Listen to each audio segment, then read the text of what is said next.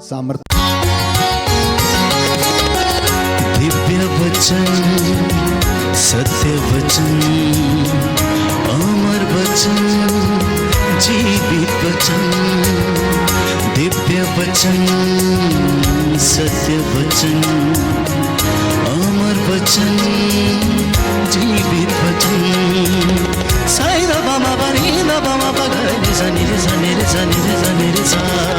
दिव्य वचन, सत्य वचन, अमर वचन, जीवित वचन।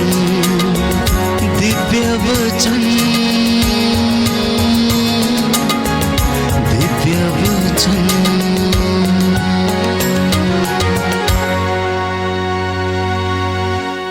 सामर्थ्यवान जीवित प्रभु की उपस्थिति का अनुभव करें। वो आपके सामने, आपके बीच में है। एक एक को स्पर्श करने वाला, एक एक से बात करने वाला है। प्यारे भाई और बहनों, The Lord is going to talk to each and every one of you, word by word. He will explain to you everything. प्रभु आपको हर एक बात का अर्थ समझाएगा, क्योंकि पवित्र आत्मा ने हम पर अधिकार लिया है। और वचन हमें बताता है कि पवित्र आत्मा हमारी दुर्बलताओं में हमारी सहायता करता, क्योंकि हम नहीं जानते हैं कि हमें किस तरह से प्रार्थना करनी चाहिए। परंतु ईश्वर का आत्मा ईश्वर की इच्छा को हमारे जीवन में पूरा होने के लिए प्रार्थना करता है। और यह तब होता है जब हम उसे अधिकार देते हैं। तो आज प्रभु आपसे कहना चाहता है अपने दास के द्वारा कि आध्यात्मिक जीवन एक संघर्ष है, परंतु तुम चिंता मत करो, तुम इस संघर्ष में आगे बढ़ते रहो। मैं यहोवा तुम्हारा ईश्वर तुम्हारी ओर से युद्ध लड़ूंगा। मैं यहोवा परमेश्वर तुम्हारी ओर से युद्ध करूंगा। तुम्हें कुछ करने की जरूरत नहीं है, तुम बस मेरे नाम पर खड़े हो जाओ और देखो कि मैं कैसे चिन्ह चमत्कार करता हूं। प्यारे भाइयों और बहनों, आज का वचन प्रभु हमें बताता है अफेसियों के नाम संत पौलुस का पत्र अध्याय 6 पद संख्या 12। क्योंकि हमें निरे मनुष्यों से नहीं बल्कि इस अंधकारमय संसार के अधिपतियों, अधिकारियों, शासकों और दुष्ट आत्माओं से झगड़ा करना पड़ता, संघर्ष करना पड़ता है। फिर से पढ़ूंगा मैं आपके लिए 4 शब्द। तो हमारी लड़ाई किससे है? इस अंधकार में संसार के अधिपतियों से, अर्थात जो उस पर शासन करते हैं। दूसरा, अधिकारियों से। तीसरा, शासकों से। और चौथा, आकाश की दुष्ट आत्माओं से। अब आप ये अंदाजा लगाइए कि रोज आपको इन सारे संघर्षों से जूझना पड़ता है। एक छोटा सा दस्तखत कराने के लिए एक शासक या अधिकारी के दिन रात चक्कर काटने पड़ते हैं, घूस देना पड़ता, कमीशन देना पड़ता। प्यारे भाइयों और बहनों, फिर भी आपका काम नहीं होता है, क्योंकि इस संसार में अंधकार का बोलबाला है, घूस भ्रष्टाचार से भरा हुआ है। प्यारे भाई और बहनों, तो बाइबल इस विषय में हमें बता रही कि हमें इन सारी बातों से संघर्ष करने के लिए, न्याय के रास्ते पर चलने के लिए, सत्य का पक्ष लेने के लिए परमेश्वर के वचन की सामर्थ्य की जरूरत है। और हमारी लड़ाई इनसे, तो इनसे जीतने के लिए हमें प्यारे भाइयों और बहनों विश्वास की ढाल, आत्मा की तलवार ईश्वर का वचन, शांति सुसमाचार उत्साह के जूते और मुक्ति का टोप पहनकर प्यारे भाइयों और बहनों आगे बढ़ने की आवश्यकता है। आध्यात्मिक जीवन संघर्ष है। प्रार्थनामयी जीवन जीना एक संघर्ष है। 2-2 घंटे, 2.5 घंटे इबादत करना, उपवास करना, सेवा के कार्य करना, ये किसी निरे मनुष्य का काम नहीं, जब तक कि पवित्र आत्मा का सामर्थ्य आपके साथ ना हो जाए।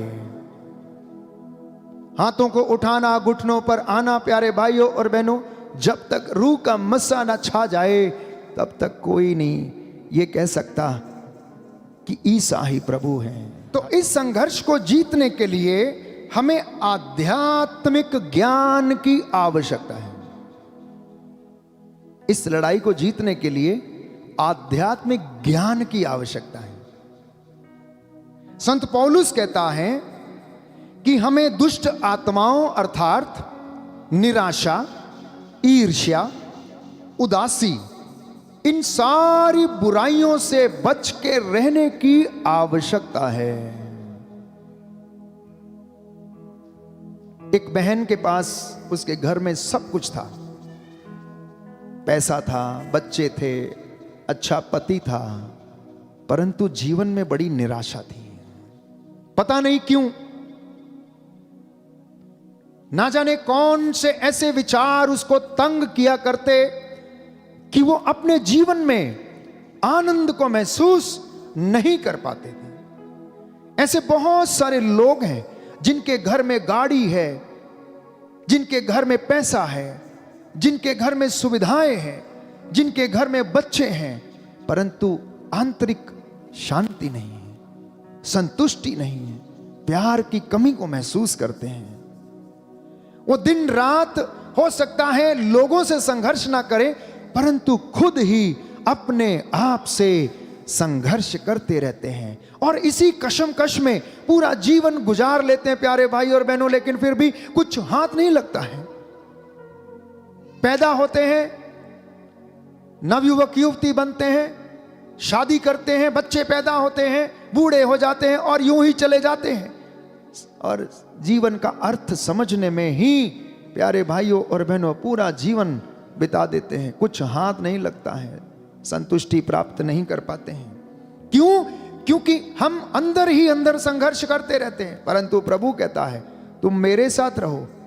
यदि तुम संघर्ष करोगे, जहां कहीं भी जाओगे, समुद्र पार करोगे, यशायाह नबी के ग्रंथ में लिखता है जलधाराएं तुम्हें बहाएंगी नहीं। आग पार करोगे तो कुछ नहीं होगा, ज्वालाएं तुम्हें भस्म नहीं करेंगी, क्योंकि मैं तुम्हारी ओर से सारे कामों को करूंगा और मैं तुम्हारे लिए, तुम्हारी ओर से युद्ध लड़ूंगा। Hallelujah, hallelujah.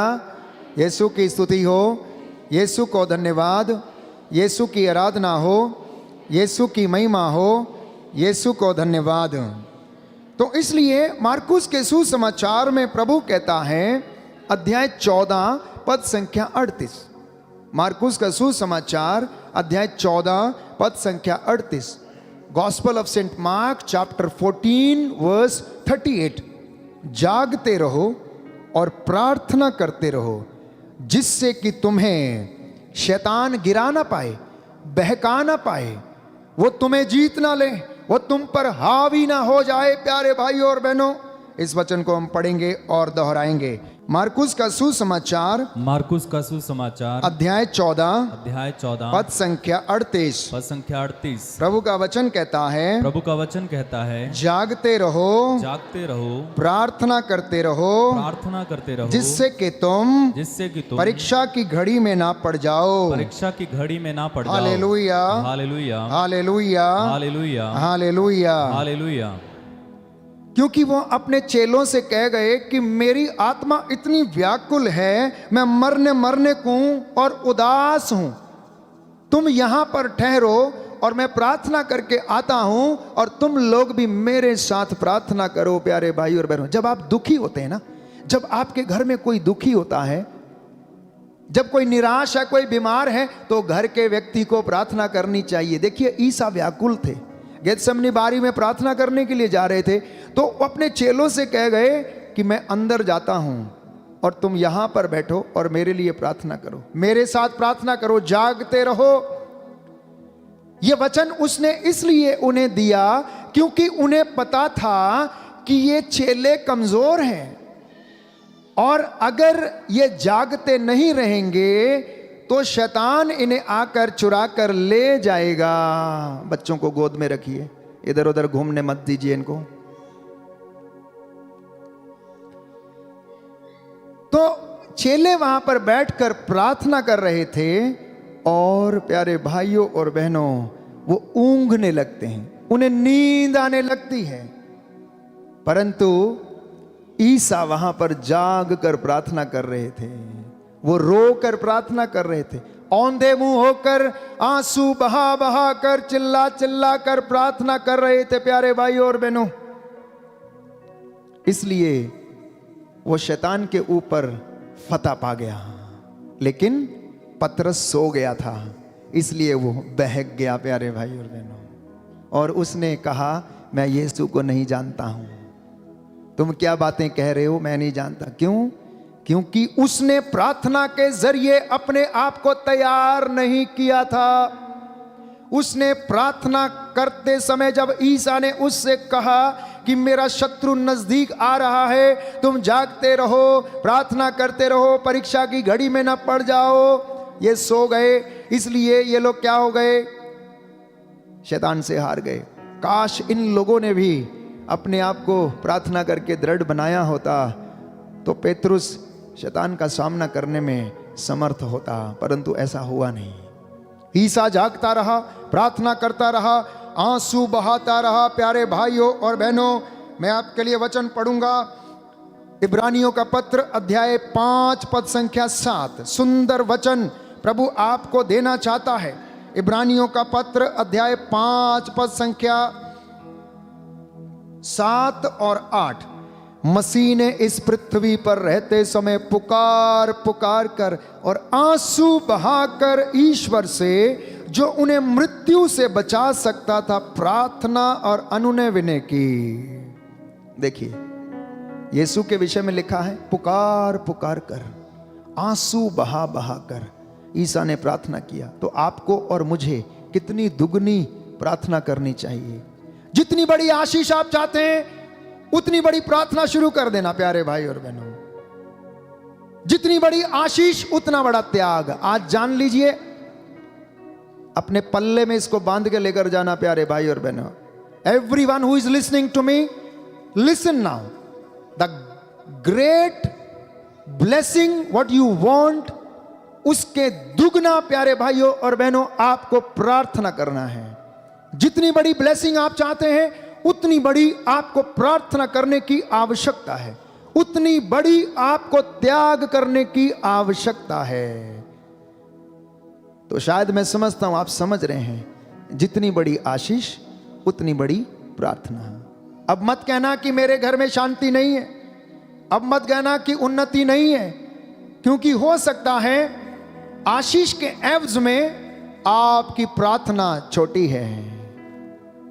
उतनी बड़ी आशीष को ग्रहण करने के लिए आपने मूल्य अदा करने के लिए आपके पास वो वाली संपत्ति नहीं, धन नहीं है, इसलिए आशीष नहीं है। तो ईसा ने वो आशीष ग्रहण करने के लिए आंसू बहा बहा कर, इब्रानियों के पत्र में हम पढ़ते हैं कि उसने प्रभु से प्रार्थना की और आज्ञा पालन सीखा। हालेलुया, यीशु की स्तुति हो, यीशु की स्तुति यीशु हो, को धन्यवाद, यीशु को धन्यवाद, यीशु की आराधना हो, यीशु की आराधना यीशु हो, की महिमा हो। यीशु की महिमा हे हो। प्रभु यीशु, हे प्रभु यीशु, मुझे भी प्रार्थना करना सिखाइए, मुझे भी प्रार्थना मुझे करना भी सिखाइए, संघर्ष करना सिखाइए। मुझे भी संघर्ष करना मैं सिखाइए। आपकी आराधना करता हूँ, मैं आपकी आराधना करता हूँ, आपकी महिमा गाता हूँ। आपकी महिमा गाता हूँ। Hallelujah, hallelujah. तो प्रभु कह रहा है ये संघर्षमय जीवन आपको बिताना पड़ेगा, आपको संघर्ष करना पड़ेगा।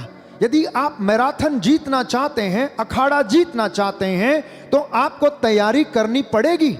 आप अपने सांसारिक जीवन की बातों में किसी तरह से इधर उधर से कमाकर लाकर रोटी खाते रहते हैं, लेकिन दुष्ट की शक्ति का सामना करने के लिए वचन को आपको पढ़ना पड़ेगा, आत्मसात करना पड़ेगा, त्याग करना पड़ेगा, उपवास करना पड़ेगा, घुटनों पर आना पड़ेगा। और देखना प्रभु का हाथ आप पर रहेगा। शैतान की हिम्मत नहीं होगी कि आपके घर की तरफ नजर उठाकर देख ले। जैसा कि वचन में लिखा, अय्यूब के ग्रंथ में हम पढ़ते हैं कि परमेश्वर ने पूछा शैतान से, जब उसके सामने आकर खड़ा हो गया, हाँ भाई बता तू कहां से आया? तो मैं चक्कर लगा के आया हूं, कहने लगा दुनिया का। तो ये परमेश्वर ने पूछा, तेरी नजर मेरे सेवक पर नहीं पड़ी? तो प्रभु कहता है, शैतान कहता नहीं, तेरा हाथ उसके ऊपर है, तो मैं उसके ऊपर नजर कैसे डाल सकता हूं? जिस दिन ईश्वर का हाथ आपके ऊपर रहेगा, शैतान आपसे भागेगा। आप उसका सामना करेंगे तो आपसे कोसों दूर जाएगा, क्योंकि वचन कहता शांति का ईश्वर शीघ्र ही शैतान को तुम्हारे पैरों के नीचे कुचल देगा। बोले आमीन, आमीन, हालेलुया, हालेलुया। हे प्रभु यीशु, हे प्रभु यीशु, मुझे शैतान की धूर्तता का मुझे शैतान की धूर्तता सामना का करने के लिए सामना करने के सामर्थ्य लिए प्रदान कीजिए। सामर्थ्य प्रदान कीजिए। Hallelujah, hallelujah. इसलिए प्रभु कहता है, लूकस का सुसमाचार अध्याय 21 पद संख्या 36 में हम पढ़ते हैं। लूकस का सुसमाचार अध्याय 21 पद संख्या 36 में हम पढ़ते हैं। वचन खोल लेंगे जिनके पास बाइबल है, अर्थात अन्यथा आप नोट कर लें और घर में जाकर अभ्यास के रूप में इन वचनों को जरूर पढ़ें और अपने बच्चों को बताएं। प्रभु कहता है, इसलिए जागते रहो और सब समय प्रार्थना करते रहो, जिससे तुम इन सब आने वाले संकटों से बचने और भरोसे के साथ मानव पुत्र के सामने खड़े होने के योग्य बन जाओ। किसके सामने खड़े होना? मानव पुत्र यीशु के सामने खड़े होने के आप योग्य बन जाओ। तो उसके लिए क्या करना? प्रार्थना करना, जागते रहना, शैतान की धूर्तता का सामना करना। क्योंकि प्यारे भाइयों और बहनों, प्रार्थना करने का अर्थ है शैतान से युद्ध करना। प्रार्थना करने का क्या अर्थ है? शैतान से युद्ध करना। जब आप बाइबल पढ़ते हैं, जब आप वचन पढ़ते हैं और बोलते हैं, तो प्यारे भाइयों और बहनों, जब आप घुटनों पर आते हैं, शैतान को सिर में दर्द होने लगता है। जब वो वचन सुनता है तो उसे चिढ़ होने लगती है, because he can not bear the words of Jesus Christ, because they are full of life, they are full of strength, they are full of spirit. प्रभु के वचन आत्मा से भरे हुए हैं, प्रभु के वचन जीवन से भरे हुए हैं, वो सामर्थ्य से भरे हुए हैं। इसलिए शैतान उन्हें सुन नहीं सकता, तो उनके सिर में दर्द होने लगता है प्यारे भाई और बहनों। और जब आप उसे कमांड करते हैं यीशु के वचन के सामर्थ्य से, तो उस जगह को छोड़कर जाना पड़ता है। इसलिए वो चिल्लाता है। इसलिए आपने देखा होगा जो पोजेस्ड लोग होते किस तरह से चिल्लाते हैं। ईसा के जमाने में भी वैसा ही था, आज भी वैसा ही होता है। आराधना के दौरान, सत्संग के दौरान, डिलीवरेंस के दौरान ये दुष्ट आत्माएं लोगों के मुख के जरिए बोलती हैं, चिल्लाती हैं, हमें मत सताओ। ईसा के जमाने में वो कहती थी, तू हमें क्यों सताने के लिए आ गया, जाओ इसे भेजो यहां से। कई लोगों के मुख से मैं सुनता हूं, ये तो प्रार्थना ही करते रहते हैं, इनका तो काम ही प्रार्थना करना है, इन्हें और काम ही क्या है, यही काम है। प्यारे भाई और बहनों, प्रभु कहता है, मैंने वचन में आपके लिए पढ़ा, दूसरा इतिहास ग्रंथ अध्याय 7 पद संख्या 15। ध्यान से सुनना इस वचन को। आज से इस घर में जो कुछ होगा उसे मेरी आंखें देखेंगी। आज से इस घर में जो कुछ होगा उसे मेरी आंखें देखेंगी। इस घर में चोरी होगी, मेरी आंखें देखेंगी। इस घर में अश्लीलता होगी, मेरी आंखें देखेंगी। इस घर में व्यभिचार होगा, मेरी आंखें देखेंगी। इस घर में हत्या होगी, मेरी आंखें देखेंगी। इस घर में लड़ाई झगड़ा होगा, क्योंकि प्रभु कहता मेरी आंखें सब कुछ देखेंगी। इस घर में जो प्रार्थना होगी वो भी मेरी आंखें देखेंगी। यदि मेरी प्रजा, मेरे बच्चे विनय पूर्वक आग्रह के साथ मुझसे प्रार्थना करेंगे, तो मैं कहां से? आसमान से, स्वर्ग से उसकी बातों को सुनूंगा, प्रार्थना को सुनूंगा और उन्हें आशीर्वाद दूंगा। स्तोत्रकार कहता है कि हमारे घर की चार दीवारी निरंतर प्रभु की आंखों के सामने बनी रहती है। आपके घर में जो छोटा कैमरा सीसीटीवी लगा होता है ना, जिसे हम थर्ड आई बोलते हैं, प्यारे भाई और बहनों, फर्स्ट आई, पहली आंख परमेश्वर की है, दूसरी आंख हमारी है और तीसरी आंख सीसीटीवी कैमरा है।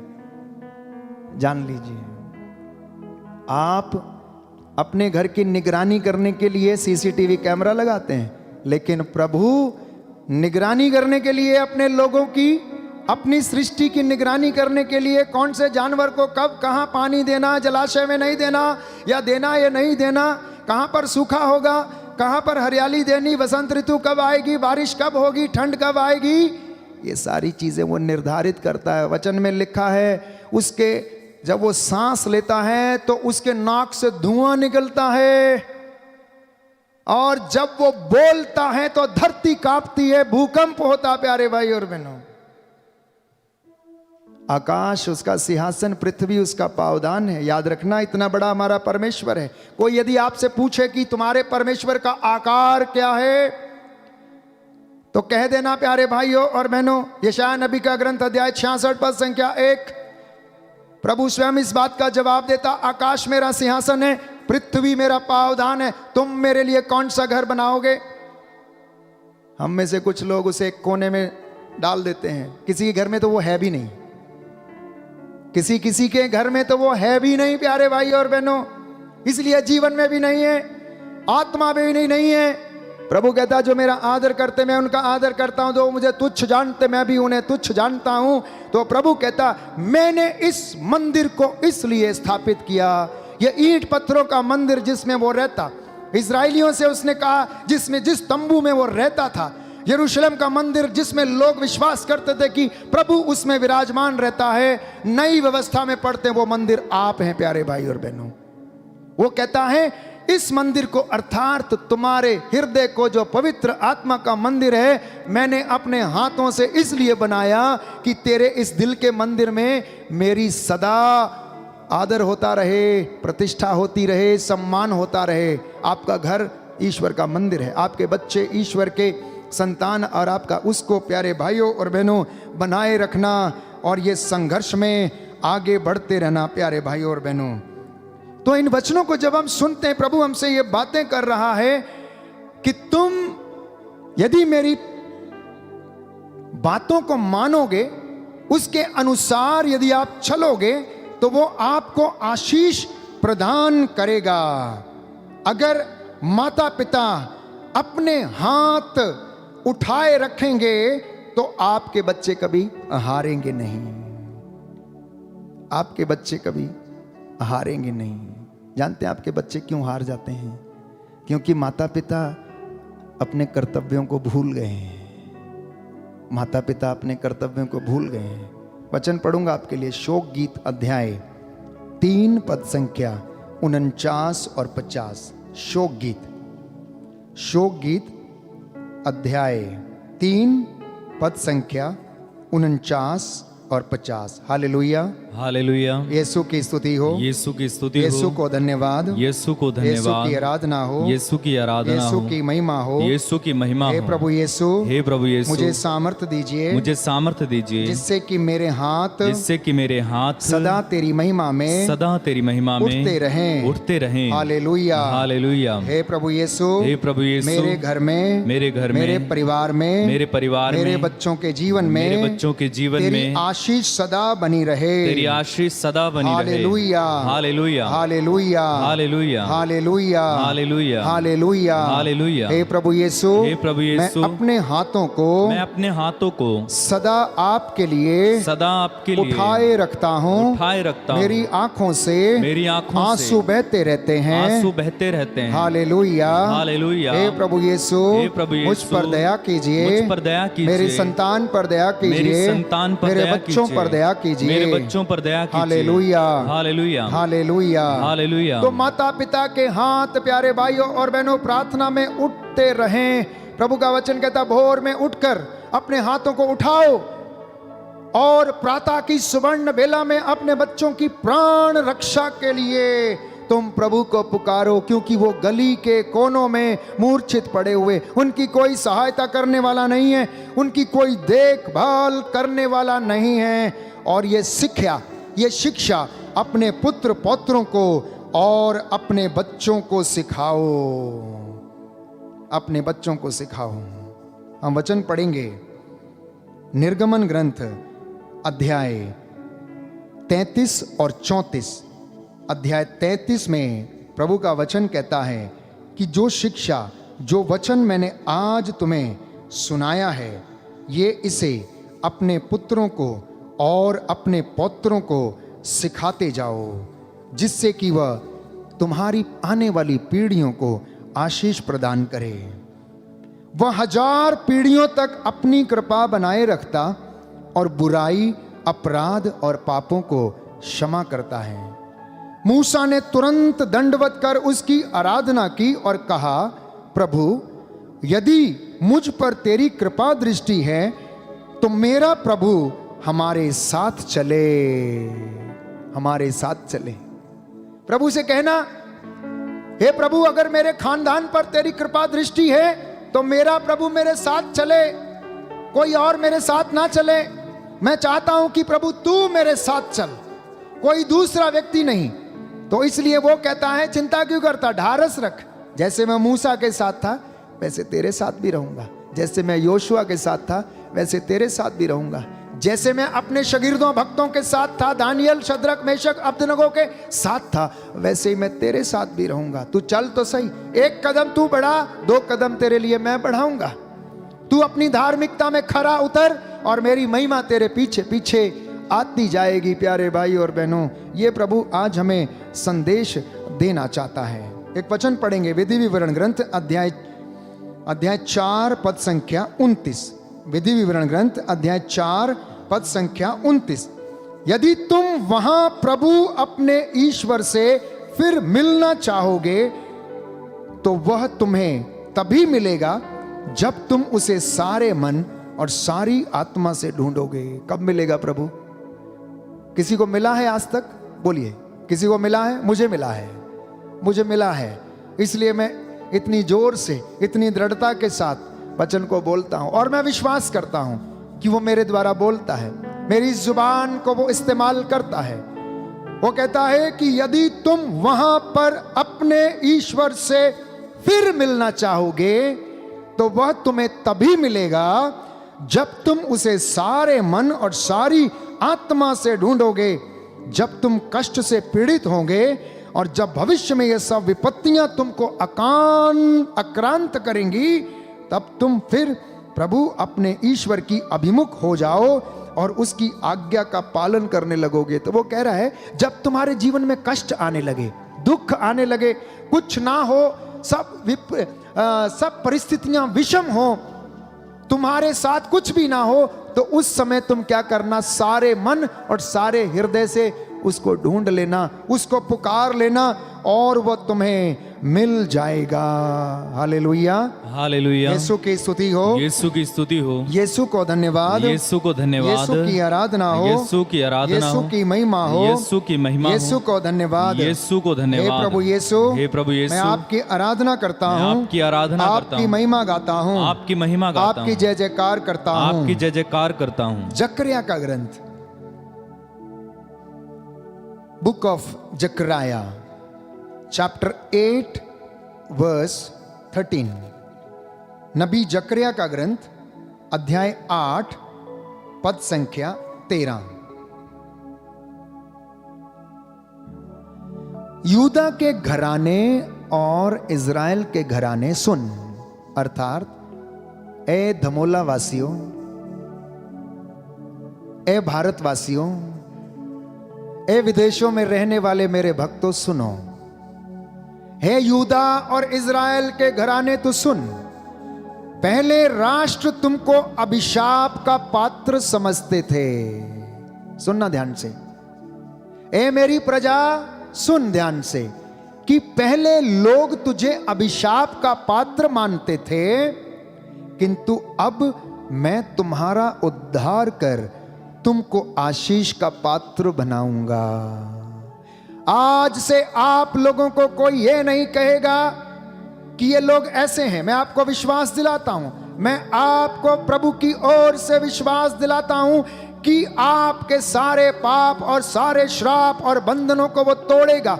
अब तक जिन लोगों ने आपको बदनाम किया था, प्रभु कहता है अब मैं उन्हीं लोगों से हिसाब चुकता करूंगा, लेकिन तुझे आशीष का पात्र बनाऊंगा। और ये काम मैं कैसे करूंगा? जब तू मुझे सारे हृदय से ढूंढेगा, जब तू मुझे मिलना चाहेगा, जब तुम मेरे साथ बैठना चाहेगा, उस दिन मैं तेरे जीवन में ये सब कर दूंगा। प्यारे भाई और बहनों, तो प्रभु आपको कह रहा है कि उसके पास आपके श्रापों को, आपके बंधनों को तोड़ने का सामर्थ्य है। सभी अभिशापों को आशीष में बदलने का प्यारे भाइयों और बहनों ईश्वर के पास सामर्थ्य है। ईश्वर की आशीष, उसका आशीर्वाद आपके घर में लगे हुए श्राप और अभिशाप को बदल सकता है। केवल जरूरी बात है कि आप उसके साथ रहें तो वो आपके साथ रहेगा। बोले आमेन, आमीन, हालेलुया, हालेलुया। हे प्रभु यीशु, हे प्रभु मैं यीशु, आपकी आराधना करता मैं हूँ। आपकी आराधना करता हूँ। आज मेरे परिवार में, आज मेरे परिवार मेरे में, घर में, मेरे घर में रह जाइए, रह जाइए, मेरे साथ रह जाइए, मेरे साथ रह जाइए। Hallelujah, hallelujah, hallelujah, hallelujah. हे प्रभु यीशु, हे प्रभु यीशु, आज के वचन के द्वारा, आज के वचन के द्वारा मेरे जीवन में, मेरे जीवन में आशीष प्रदान कीजिए, आशीष प्रदान कीजिए, चंगाई प्रदान कीजिए, चंगाई प्रदान कीजिए। मैं आपकी आराधना करता मैं हूँ, आपकी आराधना करता हूँ, आपकी महिमा गाता हूँ, आपकी महिमा गाता हूँ। Hallelujah, hallelujah, hallelujah, hallelujah, hallelujah, hallelujah. तो आज प्रभु से जुड़ने की आवश्यकता है। 40 के दौरान अपने आप को पाप स्वीकार के लिए तैयार करने की आवश्यकता, यीशु को अपने घर में बुलाने की आवश्यकता। जैसे जक्केउस ने अपने घर में जब उसे बुलाया तो उसका मन परिवर्तन हो गया। यीशु ने उससे कुछ नहीं कहा और वो कहने लगा मैं अपनी संपत्ति बेचकर आधा भाग किसे दे दूं, गरीबों में बांट दूंगा। जिसको मैंने ठगा है उसका 2 गुना वापस करूंगा, जिसके 50 लिए हैं मैंने उसको वापस करूंगा। क्योंकि उसे आत्मग्लानि हो गई थी। वो इतना अमीर था, उसके घर में इतनी ज्यादा धन संपत्ति थी कि जैसे यीशु उसके घर में आया तो उसे लगा कि यीशु इस जगह में कैसे बैठेगा, क्योंकि उस जगह में बहुत सारी अन्य चीजें थी जो यीशु को वहां पर रहने में बाधा उत्पन्न कर रही थी। तो उसने कहा कोई बात नहीं, आप अंदर आइए, मैं इनको निकाल देता हूं, जल्दी से बाहर करता हूं।